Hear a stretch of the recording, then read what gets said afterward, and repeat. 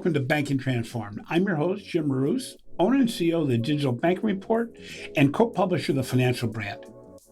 There's never been a more exciting time to leverage customer insight, technology, and an innovation culture to drive improved customer experiences in banking.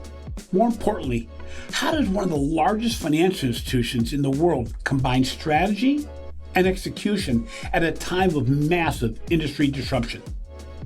Chase is at the forefront of emerging technologies in retail banking and the use of these technologies to accelerate product development. The question is whether size and scale provides an advantage or a challenge to overcome. We are fortunate today to have Rohan Amin, Chief Product Officer, and Gill Haus, Chief Information Officer at Chase on the show. They discuss the acceleration of change that has occurred in the past 2 years and the way Chase is addressing the change in the marketplace. So welcome to the show, Rohan Gill. Before we start, could you provide our listeners just a short backgrounder of your careers and your roles at Chase? Rohan, why don't we start with you? Thanks so much, Jim. Glad to be here. I've been at the bank for 7 years. I've had a variety of different roles here. I've been the Global Chief Information Security Officer for the bank globally. I have led tech for Chase, and now in a new role as the Chief Product Officer for Chase, responsible for product, design, data and analytics, and customer experience for Chase. And you actually came from Lockheed Martin, didn't you, in the cybersecurity area? I was at Lockheed Martin for almost 12, 13 years Wow. before I joined the bank. And I was defense and intelligence community work, did everything from cybersecurity, information technology, electronic warfare, and a whole bunch of other stuff I can't really talk about. Okay. And Gil, how about you? Yes, I have to go after that one. So I have been at Chase now a little under 2 years. So it's almost 2 years. So got to join right before the pandemic and see what life was like before that. I was the head of digital technology here at Chase until September of last year, where I became the CIO for Chase. But I did, for my first 16 months, work for Rohan. And you were previously at Capital One, AOL, and PayPal, correct? Correct. Yes. So Capital One for about 5 years. But yes, also AOL and PayPal. And also Taxi Magic, which is now called Curb. For those that are in the city, they'll see that, which is the little green logo there for a little while as well. So we probably should start by talking about the impact of the pandemic. We thought we wouldn't have to talk about this at the beginning of a lot of our podcasts, but this thing is not going away. So what has been the impact on both the technology side as well as the customer experience initiatives that are done within product and development? Yeah, so start with either one of you. I'll kick it off, Jim, on that one. And so clearly, a lot has changed over the past couple of years. And sadly, that we're talking about this, that was past couple of years of pandemic. But first and foremost, we had to be there for our customers when they needed us the most during that time.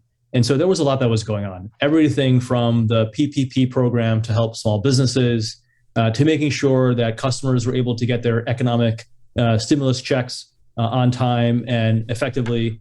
There was just a lot that was happening, very busy, and teams worked around the clock to make sure that we were there for our customers, financial assistance, and a whole raft of other things that we had to make sure that we had ready. And we exposed a lot of that capability through digital means so that customers could take advantage of that through the mobile app in an easy way.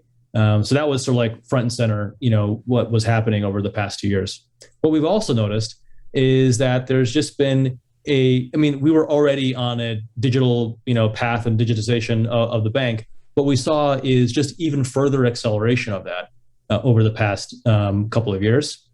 More customers, using Chase Mobile and Chase Online. More customers depositing checks, through the mobile app as opposed to going to the branch or using the ATM. And so more customers applying for mortgages, digitally as opposed to using paper. And so all of those trends, we saw, very strong progress over the past couple of years. And we think those shifts are permanent shifts, if you will, in customer preferences for how they want to bank with us. So that's just a a few things that have changed over the past couple of years.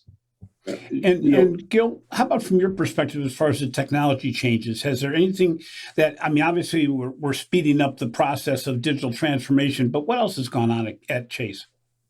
Yeah, one you just hit on, and it's a little bit to what Rohan said. It really accelerated our agenda because making sure that the functionality that customers want in their hand on the mobile app or on web, this is something that we've been working on for quite some time, but the pandemic made it all that more critical because people either wouldn't or couldn't go to branches. Also, this impacted our contact centers, which meant wait times on calls were longer. So we wanted to make sure that the services that we wanted to provide digitally were able to do that more quickly.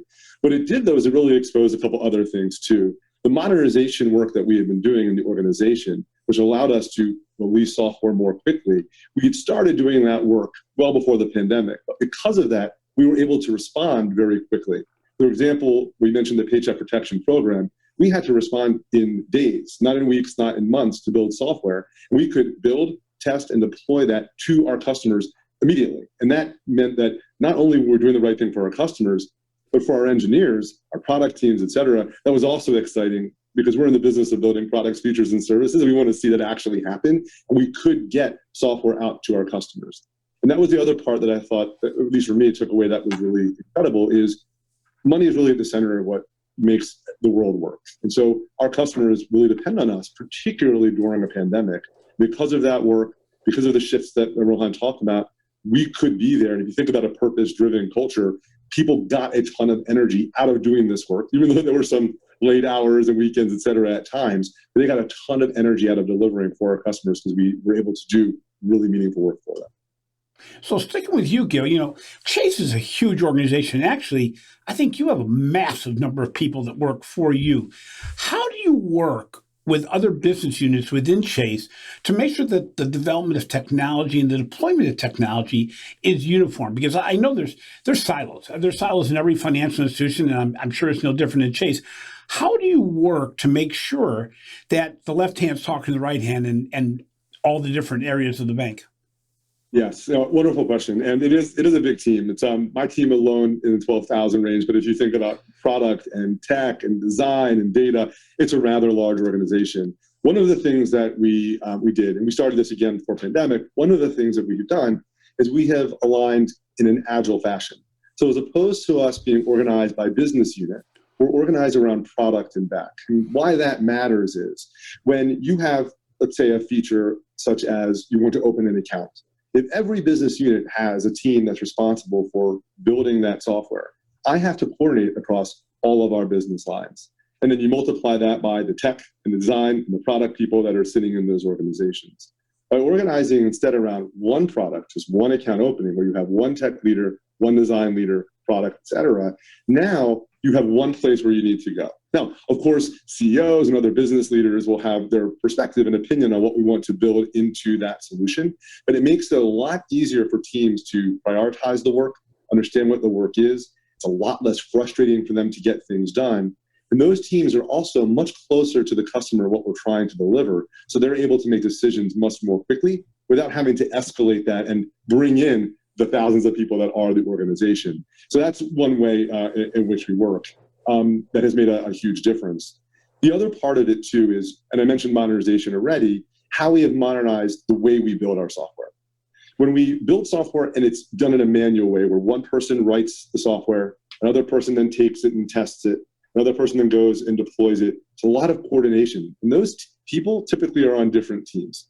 We've been working hard to automate that process. So our software delivery lifecycle, you can write, test, deploy, and manage the application in an automated fashion.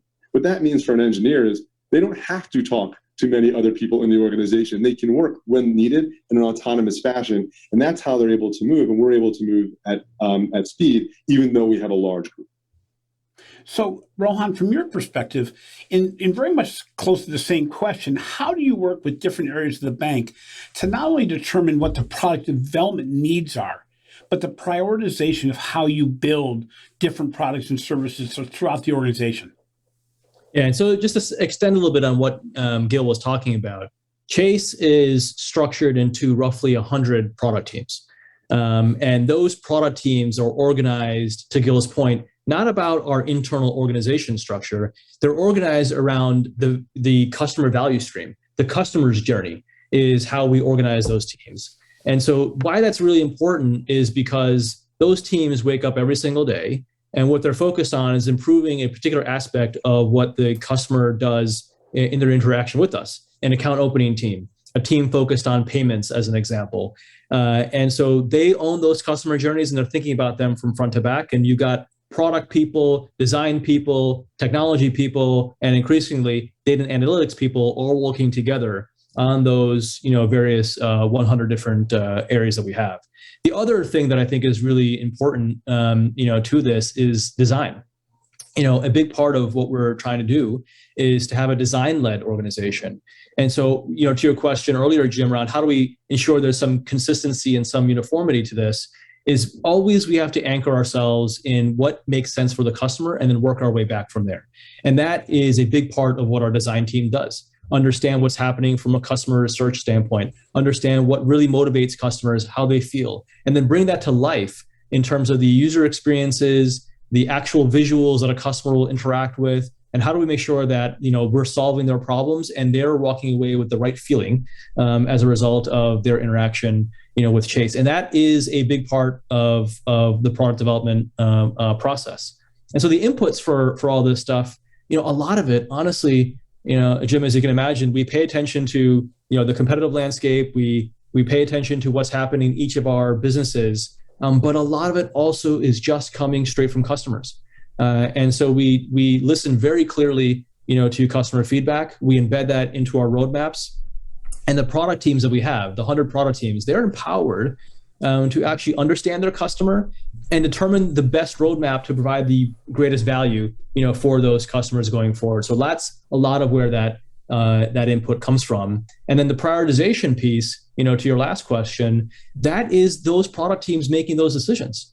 And so each of those product teams is, looking at how much capacity they have. I've got this much engineering, capability. I've got this much design capability. Here's the feedback that I'm getting from customers. Here's the, objectives and key results that we're trying to hit, for Chase overall. And then I'm putting forth, those initiatives and activities that I think yield the best value for customers and for the firm. And those teams are empowered to define those roadmaps, which I think is just a fantastic, opportunity for folks, is to own your own destiny a little bit and drive that in the context of a much larger Chase. It's just a way we make the place feel a little bit smaller, to those teams that are working inside, obviously, what is a big firm. So we have an interesting dynamic here, because in financial institutions, we always traditionally introduce things in quarters or annually. We made changes at big changes that took a long time, as opposed to small changes that can be implemented almost on an iterative basis. I was lucky enough right before the pandemic to visit WeBank in China, and they were running 4 parallel cloud platforms in order to test things.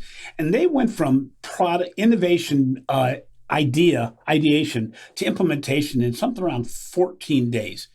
And that astounded me, because I'm a legacy banker, and that just to think that could even happen. How do you at Chase try to implement things at both scale and speed, Rohan, from your perspective on the product side?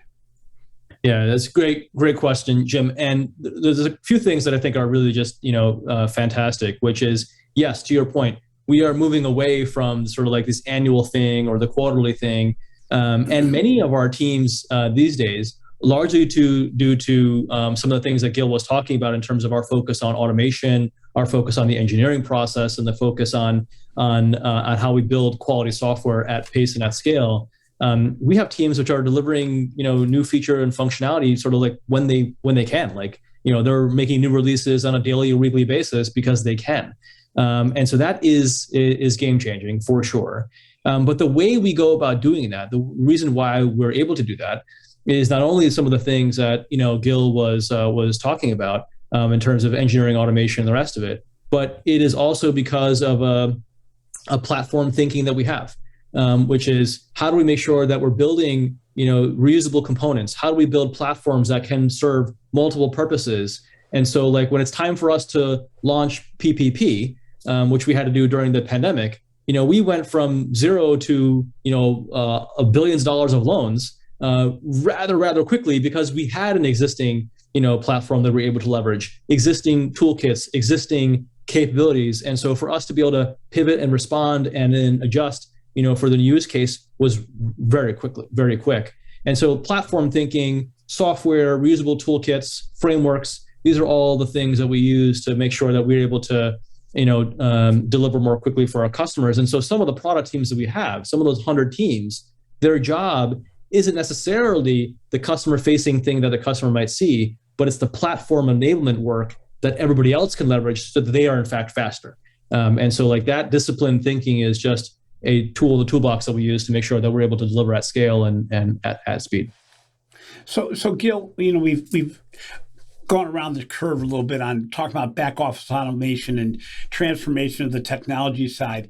So what are you doing at Chase to improve the back office efficiency, the automation of the process? Because the reality is, we talked about account opening a little bit. You can't get account opening at speed unless you fix what's going on in the back office. And a lot of organizations tend to try to automate what was there already as opposed to rebuild. How much emphasis right now is being put on rebuilding the back office? Yeah, getting our foundation or the fundamentals right is incredibly important. The way you described it for account opening matters. I'll true back to something that Rohan said, though, about having the roadmap, autonomy, and being customer-led when it comes to our product teams. The reason why doing multi-year planning, et cetera, you need to do that. You should have a strategy, et cetera. But the reason why we do it in an agile fashion here is sometimes we don't necessarily know what we would need to build. So having our product teams really understand the customer, we may discover that this action that we are telling customers to do, this piece of data we need them to enter, or this flow we send them through, we don't need to do that at all. So in some cases, it's not back office automation, it's doing it correctly up front and streamlining it for the customer so we don't have to have the back office event happening for our customers. And so that's one way that we look at it, which is making sure that we can do straight through processing. So service everything on our mobile or web, or even if you call, you can complete it in that particular session. So we do focus a lot of our effort in that way. But also, we are modernizing our back-end systems because Rohan said this too. Everything that we do, whether it's a shiny new mobile app or it is a deposit platform for our consumer bank, all this is running on core back-end technology. And modernizing that and building that in a platform way means that we're able to build those products, features, and services that we want when we know that it's time to build them, versus having to have a large effort. So we spend a good deal of time prioritizing that work, rebuilding, modernizing. But at the same time, to your point of your question, there are places where we aren't able to do that work now. We're a big company, and so there will be some places where we know there's a manual task that we have to do. And so we will do automation, sometimes robotic process automation, so that we can free up our people to work on other things that are more value add while we wait until we have the time to go back and actually modernize and refactor that application. So we look at it through that lens, but always from a customer back, which is how are we going to make sure we're benefiting the customer when we take that action. And Jim, another angle on this, just on the back office, is that we are tackling the back office, kind of like to be very clear. Some places you might just sort of like have the digital veneer, if you will, and you have something that looks nice, but then there might be some spaghetti back there. And look, the reality is everyone has their share of spaghetti that they've got to go deal with. But we're being very clear around how we want to modernize, the core of the bank. We've been actually public with, the partnership that we have with a startup to actually reimagine the core of our banking capability and build that onto a cloud native, software platform that allows us to, innovate financial products with speed and at scale. And so those are the examples of us kind of like delving into the back, if you will, and then, modernizing those platforms so that they're also digital and cloud native, in addition to the front end and the things that the customers, see every single day. Has that been the biggest challenge for Chase? I mean, really rethinking banking? Because, I'm sure just being a big fan of Chase and watching over the years, you're obviously building from what I'm going to call mobile first and not mobile only, but by building from mobile, you're making the other platforms easier to work with. But is that the biggest challenge, is to really take apart what has been the legacy of a financial institution forever with regard to the way products are built, the way that they're delivered, the back office, and to really almost start with a blank sheet of paper? Jim, it's great. It's a good question. I wouldn't say it's the biggest challenge, but clearly it's a challenge that we have to work through.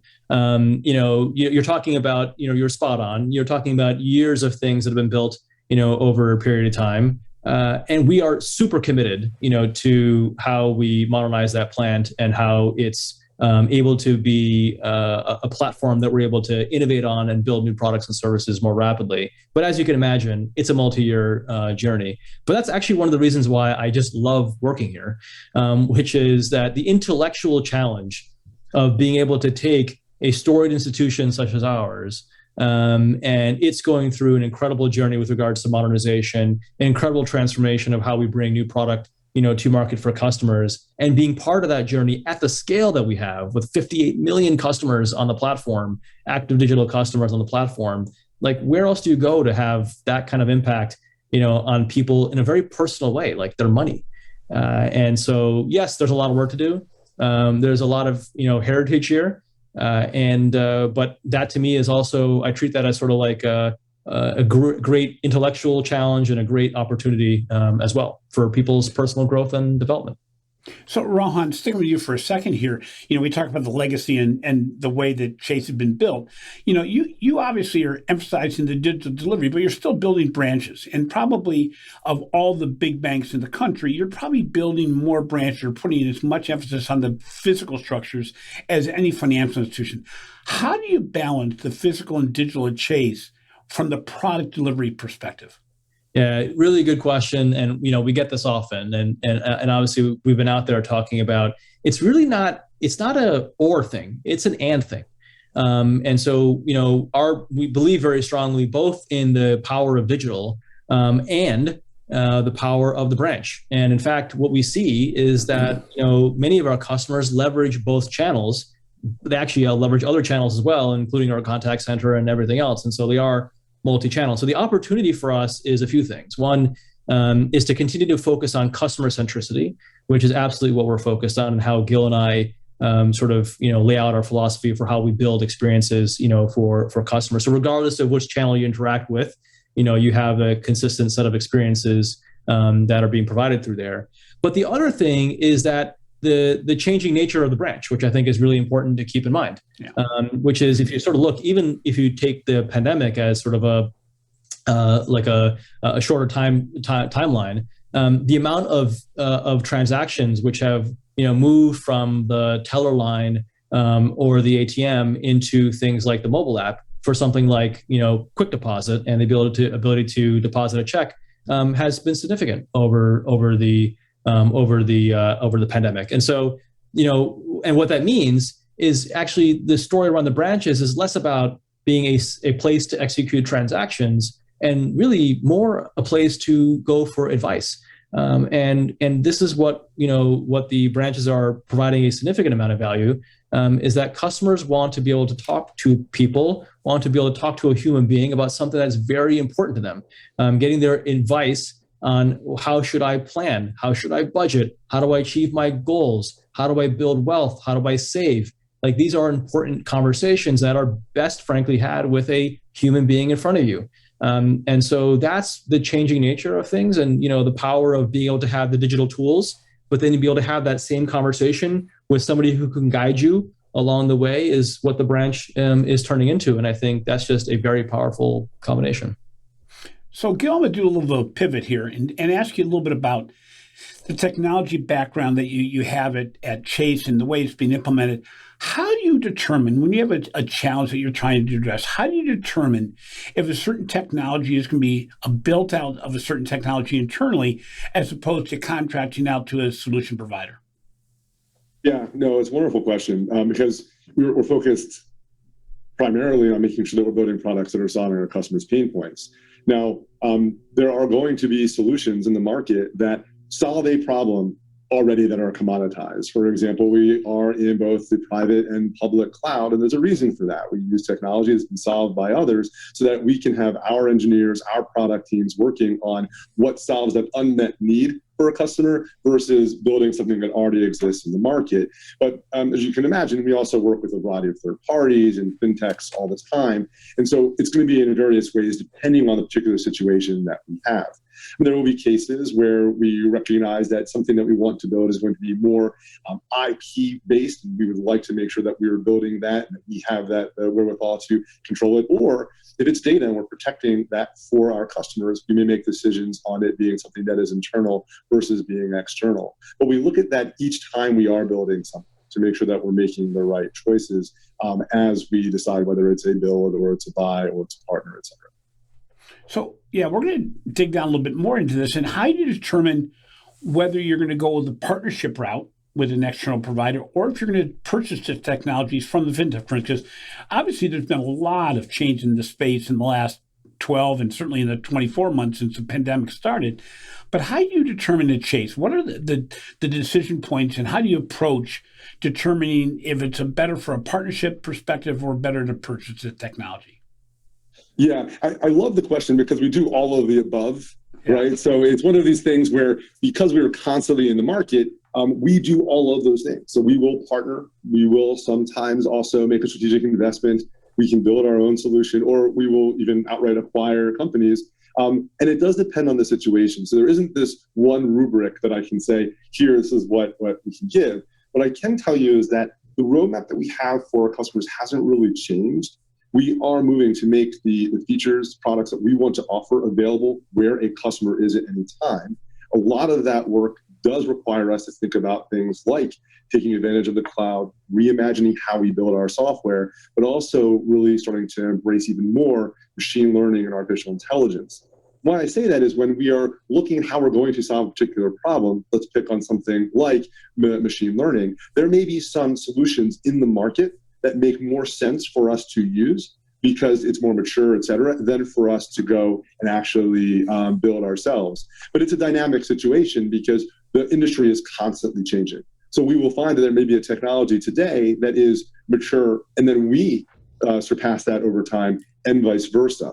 And this is one of the things that I really deeply love about working here as well, is that we're thinking about this as we build.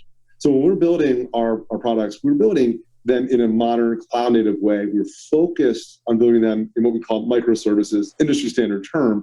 But the way that I define that is we build in smaller units that are easier for us to build, test, deploy, so that when we discover, you know what, maybe we should instead be partnering with this third party, we can replace what we have and use that third party, and vice versa, without there being a large effort to move forward. So while there isn't necessarily that plan on, we know exactly when we would use a third party or not, we know how we should build our software. So we're doing it in a way that is mature and scalable enough that we can make the decision when we need to. I think there's another angle to this, Jim, just to just emphasize what Gill is getting to, which is that, in some places, they might outsource or they might leverage a whole bunch of, contractors or things to create all that. And we pride ourselves actually on honing our craft and building the capabilities and sort of owning our destiny, right? Gill mentioned the more than 12,000 engineers that we have here. Those are technologists and engineers who are building and crafting the solutions that we have for our customers. And where it makes sense, we will certainly partner or acquire with a partner or fintech. But the vast majority of what customers see and touch and interact with every single day is built by Chase employees, and it's a point of pride, I would say, for the organization as well. So let's take a little break here and recognize the sponsor of the podcast.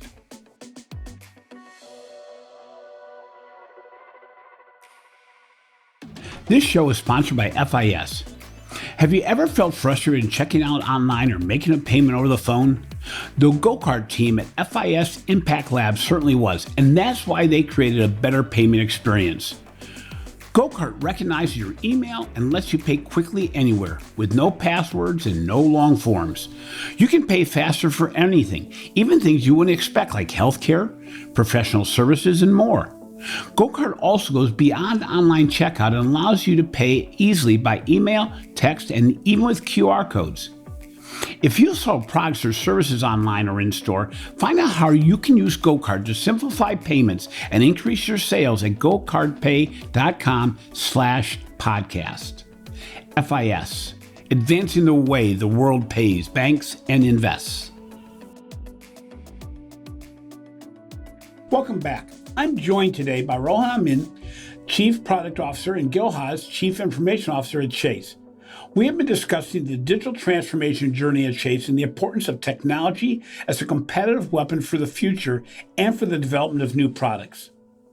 So before the break, we were talking quite a bit about how the data and integration of data, insights, technology all help the product process, but we didn't really get too much into the innovation process. Can you each share a little bit about how innovation is really done at Chase? I remember visiting your facility in Columbus and seeing the innovation lab at one point was front and center. See, you walked in the front door, they had a brand new ATM they were going to introduce, and then there was a glassed-in walled area, what we used to call the innovation theater, to make everybody feel good and investors feel good. Well, that doesn't cut it anymore when you come to real innovation. How does innovation happen at Chase?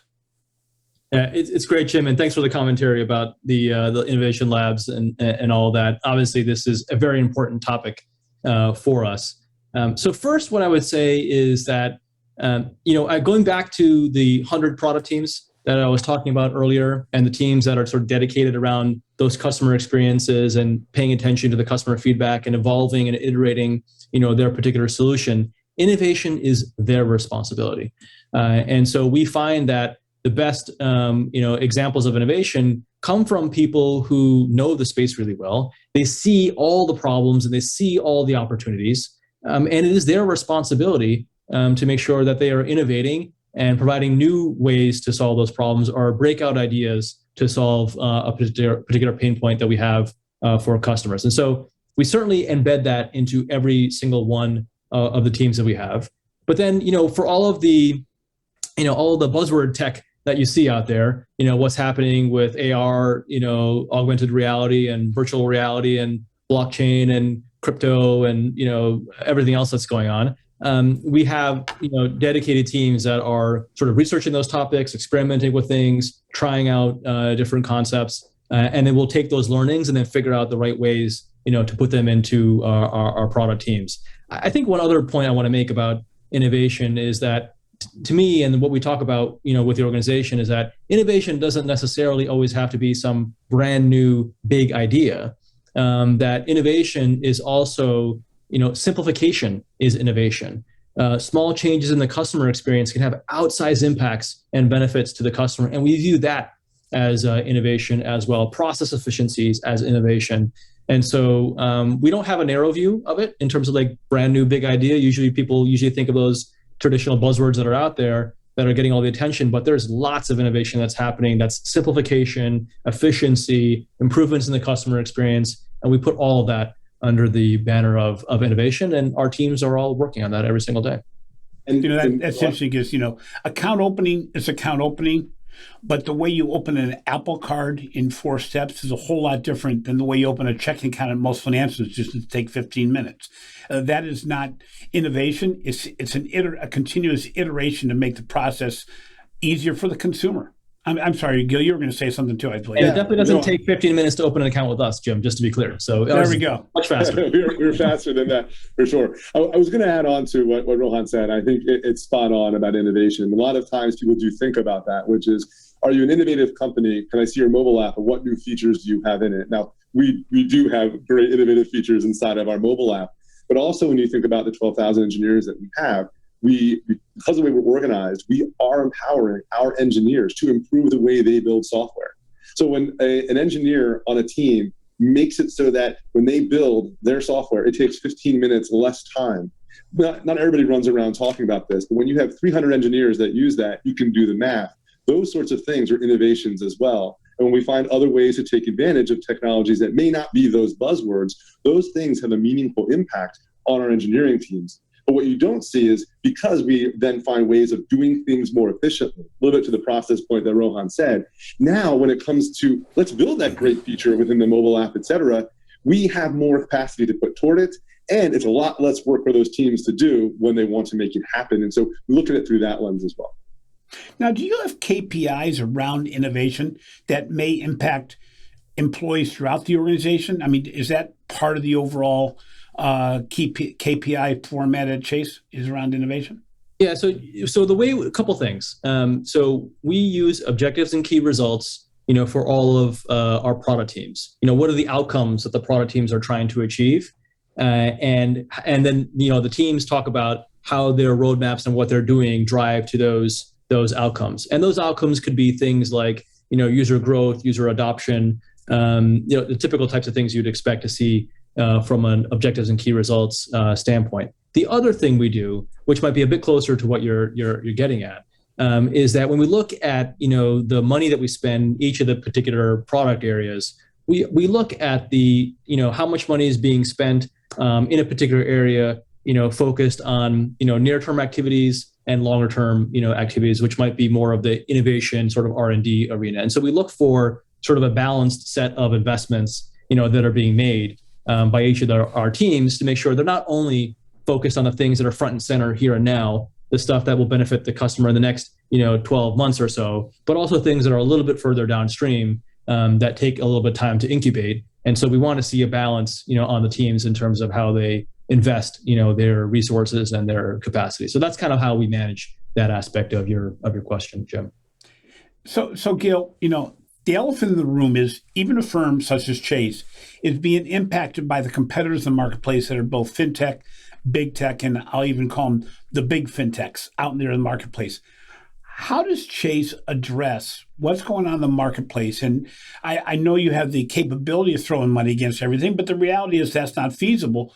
How do you look at the competitive market set out there when the mindset of the consumer in many cases is being really taken into these new organizations, the Chimes, the PayPals, things of that nature, as well as organizations like, PayPal, Amazon and Facebook. How do you look at competition within Chase?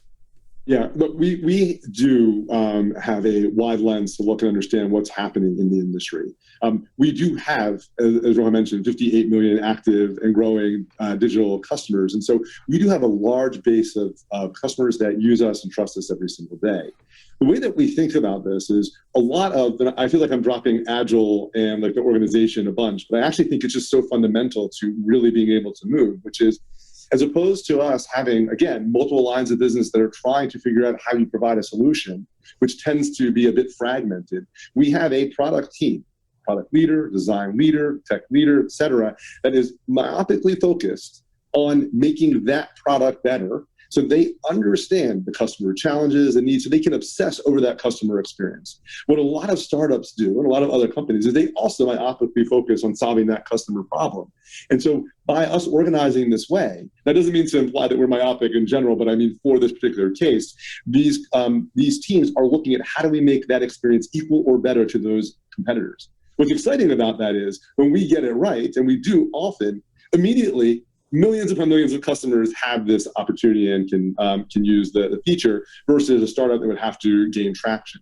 Now, that doesn't mean that we always get it right, and also it depends on the timing on when we were focused on the particular experiences, which is why you see startups, et cetera, growing as well. But that's how we approach it to make sure that we're not just staying relevant, but we're also competing and bringing the fight to the startups.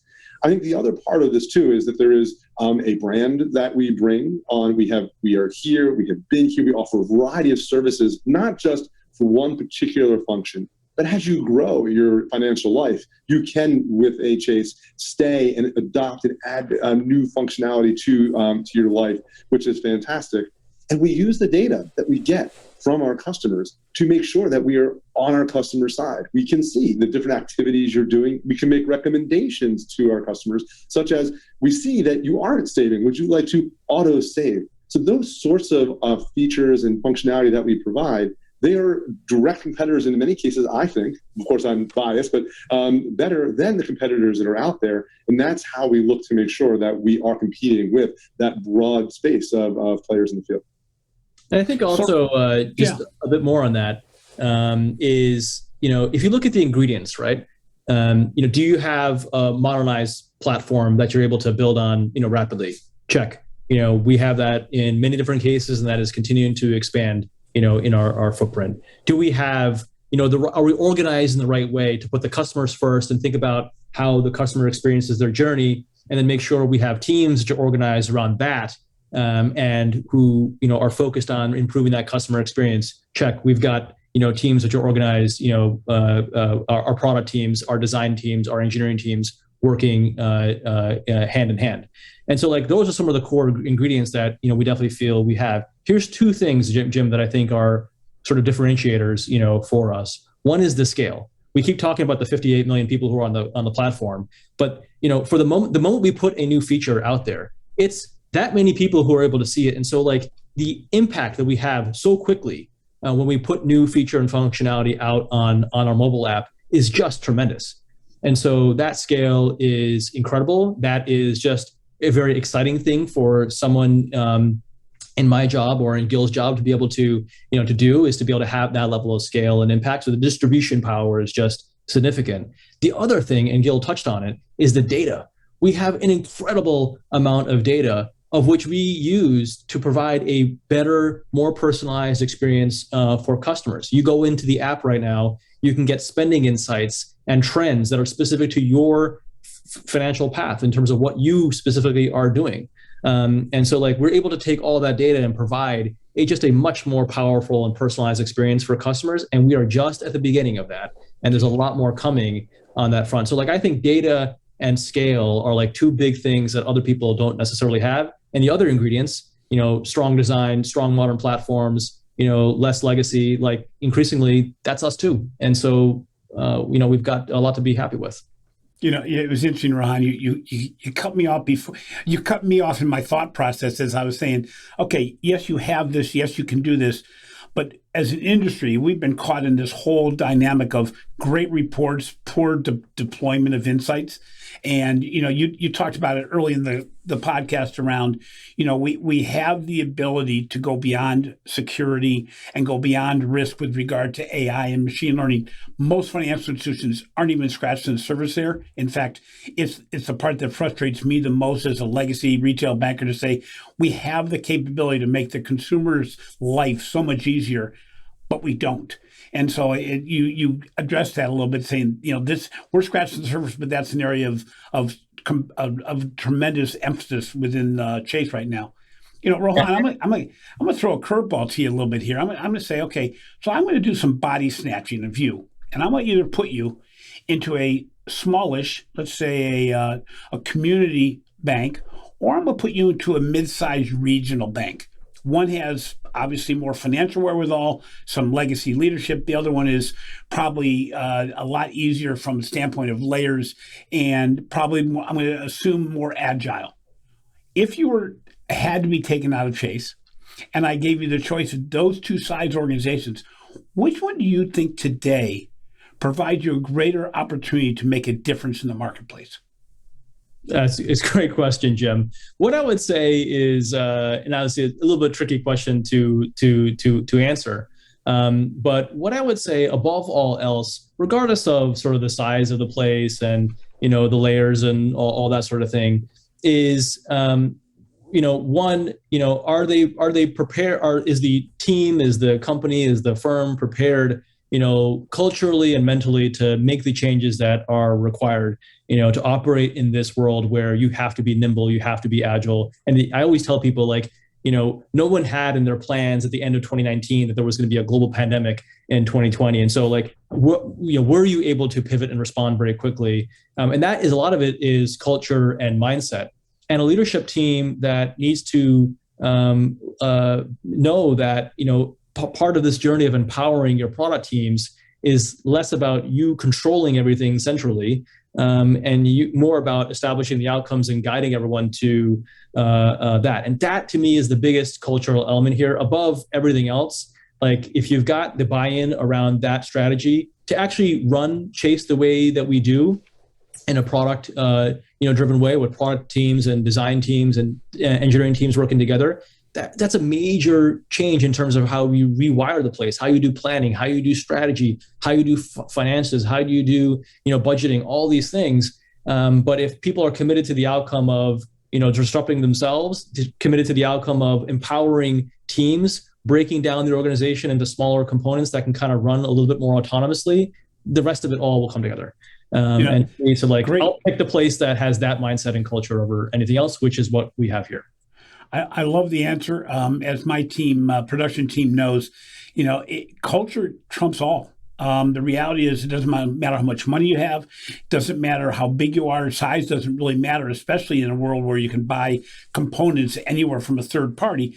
It really takes the commitment of senior management and the cultural issues that have to be aligned. And I think you're exactly right there. So Gill, as we are getting close to wrapping up this podcast, I'm wondering, what do you see as being the biggest opportunity and technology innovation that you see coming forward in banking in the next 12 to 24 months?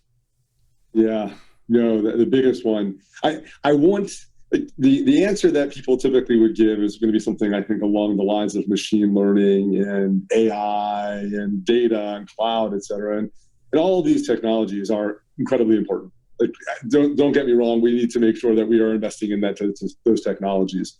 But I think it's lost a little bit, and it actually is tied to Rohan's answer. I was really curious which company he was going to choose. But it really comes down to making sure that you are focused on the key engineering practices you have, product practices, and that's actually, in my mind, key to delivering on technology.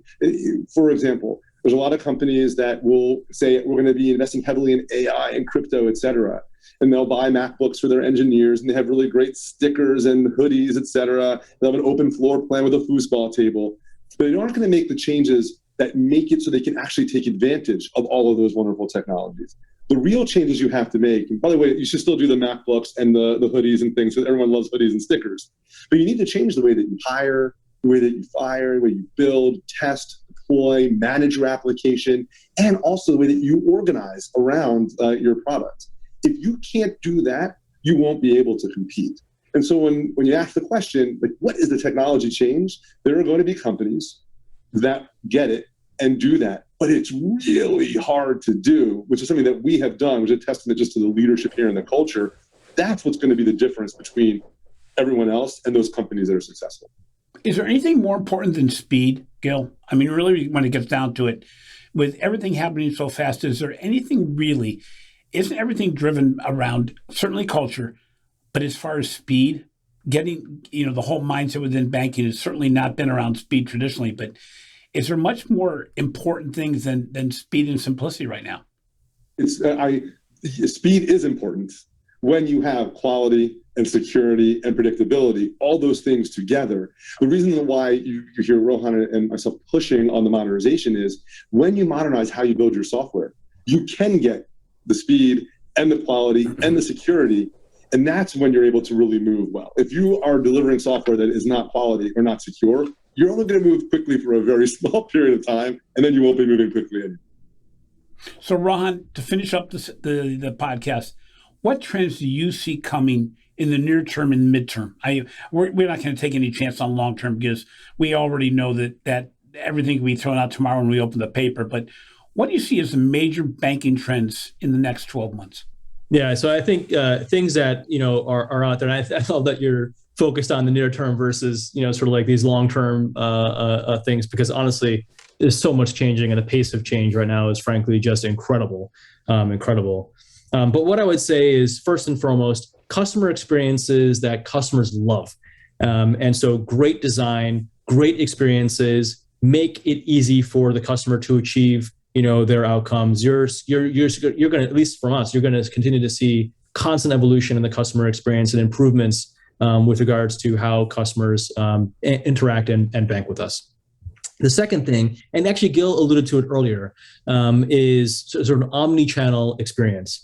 And so whether you bank with us in the branch, you bank with us and you leverage our contact centers, you bank with us on mobile or online, We want the data and the decisioning engines and all the things that power all those experiences to increasingly, think of you and put you as the customer at the center. And so you're just going to see a lot more in that way as well, in terms of making it easy for you to interact with us using the channel that you want to choose. Maybe start something in one channel and pick it up in a different channel, as an example. But that omni-channel experience and being customer first and customer centric as we go down that path, I think is going to be another change that you see. And the third and fourth things I would say are certainly personalization. You're already starting to see it in a material way inside the mobile app. There's a lot more coming on that front with regards to personalization, powered by data, powered by machine learning. And so all the things that Gill was talking about in terms of being able to leverage machine learning and all that at scale, that's coming. You're going to see that take form in the form of personalization for the customer. And then lastly, what I would say is technology and product that puts the customer in control and allows the customer to make choices around what they want to do. And so, that we've talked about trust and privacy being sort of job one, for us, and it is job one in terms of how we think about building, capability. But some of the new capabilities that we bring to customers are about putting the customers in control, being able to understand what recurring transactions are happening, being able to understand what third-party tools are linking to their bank account, and giving them the control to turn things, on and off. Like, I can go on and on, but the point is, giving customers the ability to control, have transparency and control, and give them choice, I think is an important element of what you're going to see come through in some of the products that are being built out there. So that's just a few things. There's plenty more, but it is absolutely an exciting time, to be in this industry, and in particular here at Chase, just given our commitment to, product design, tech, data and analytics, the amount of investment that we're making, the people we have, the talent that we have. It's an incredible opportunity. I'm going to promise that I'm going to get you both back on, if not before then, at least a year from now, because, you both talked about making sure it's more than just talk. And it's extraordinarily tough where, I've been meeting with a lot of bankers over the last several months, and the biggest challenge for them is when I get into work in the day, I have great aspirations, but it's hard to keep up with what's going on today, let alone that view forward. We give great sound bites. We talk as an industry about customer first. We talk about digital transformation, automation, AI, machine learning. We talk about a lot. Even with the most money in the world, it is still hard to implement it where the customer feels it. And, it'll be great to reflect upon this a year from now to say, okay, what were our hits? What were our misses? Because they're not all going to be home runs. I don't care how many people you have. It's still hard to guide all those processes. And, I appreciate you being on the show today, because I think what's really been unique to me is that I can tell the difference between organizations that are moving forward and those that are somewhat standing still based on the enthusiasm and the passion for what people do. I often bring up the leader of Varo as being a person that I said, man, you could tell as soon as you got him on the podcast, this guy had focus as to what he wanted to accomplish. And I'd get on his bandwagon immediately and say, I want to be on that train. I would say the same about both of you. It's been a pleasure having you on the show today. I really appreciate your time. Thanks so much, Jim. Appreciate the opportunity. Thanks. Thanks. Thanks for listening to Banking Transformed, rated as a top 5 banking podcast and the winner of 3 international awards for podcast excellence. If you enjoy what we're doing, please take some time to show your love in the form of a review. It helps us continue to get such great guests as we had today. Finally, be sure to catch my recent articles on the financial brand and the research we're doing for the Digital Banking Report. This has been a production of Evergreen Podcast. A special thank you to our producer, Leah Longbreak, audio engineer, Sean Roll Hoffman, and video producer, Will Pritz. I'm your host, Jim Roos. Until next time, remember, advanced technology is best when it improves everyday life, but where you don't really know it's being put in place.